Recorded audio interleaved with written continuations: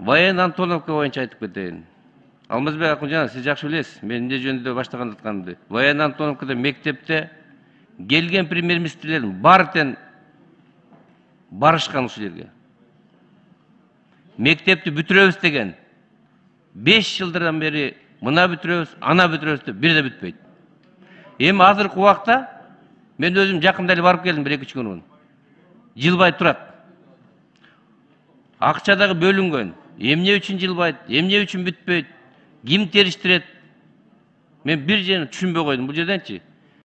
Ушул эле убакта бер жактагы 750 орындык мектепте 1700 бала окуйт.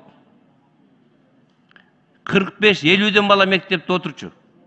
Эми пандемия өткөн окуу башталганда биз каяка батырабыз балдарды. Ушун үчүн ушу Воен Антоновкада мектепти көзөмөлгө алып, акчасы бөлүнө элек болсо акчасын бөлүп берип, биз бүтүрүп беришибиз керек. Балдарга шарт түзүп беришибиз керек. Кантпесе өтө кыйын абалда отурушат.